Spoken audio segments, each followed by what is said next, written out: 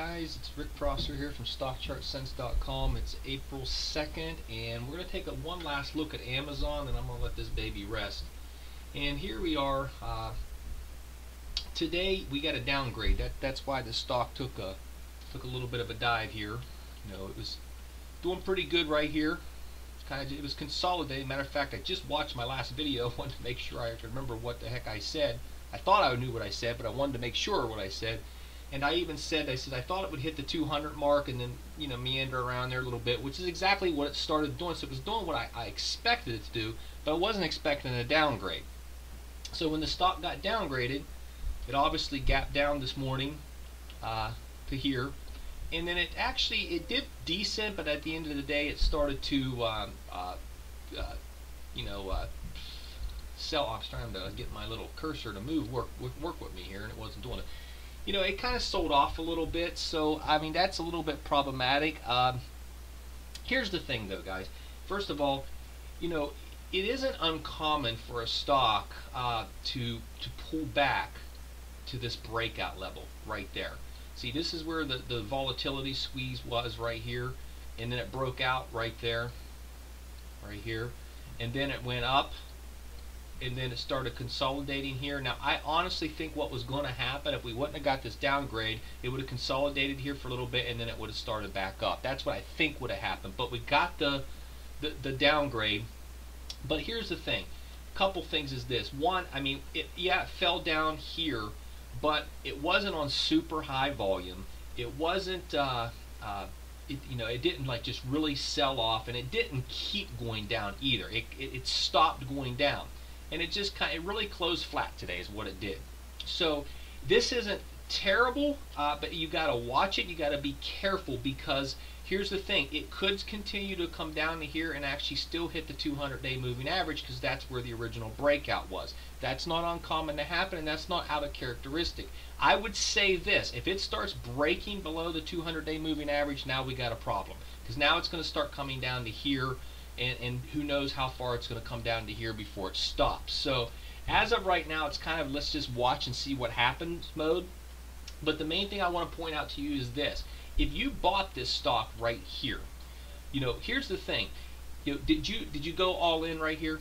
Did you go all in thinking, okay, this thing's going to go up. It's got to go up. It's consolidating now, so it's got to go up. And then guess what? Wham, you get hit with a downgrade. So the stock goes down, so it does exactly what you don't want it to do. But the key I want to point in is how much did you buy here? You know, when you buy a stock, you know, you always need to go in with a plan. Here's what you need to do. You need to expect a downgrade.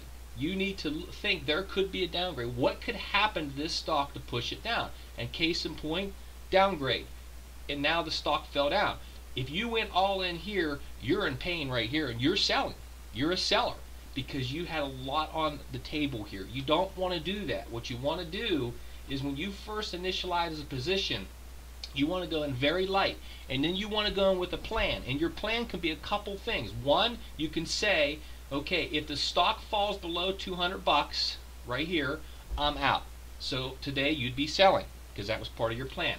Or you can say, you know what, I'm going to go ahead and put a little position on here, and I'm going to anticipate that this stock possibly can pull back into this area here, because it can come down and test this 200-day moving average. And if it comes down to here and then it catches a nice bid, white candlestick, then I'll go ahead and put on more of my position, because that was part of your plan.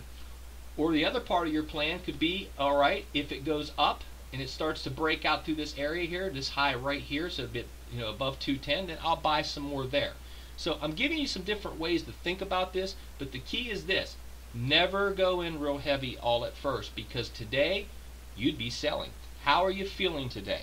Are you feeling pretty good about your position still? Or are you like sitting there sweating now and go, man, I've got so much of a loss now that I can't sell this thing because I went in too heavy here. Don't ever go in too heavy at first, or you're going to get yourself in trouble, because we weren't expecting this to happen, were we? And hopefully what I will, and by the way, hope is not a trading strategy, and it shouldn't be part of the trading vocabulary, but we'll use it in this case. My hope is it stays right around this. I would like to see it stay right around this 195. If it would stay there and kind of meander a little bit here for a while and then start working its way back up, I would like to see that happen, or even tomorrow start working its way back up. So, but again, wait and see mode, and we'll go from there.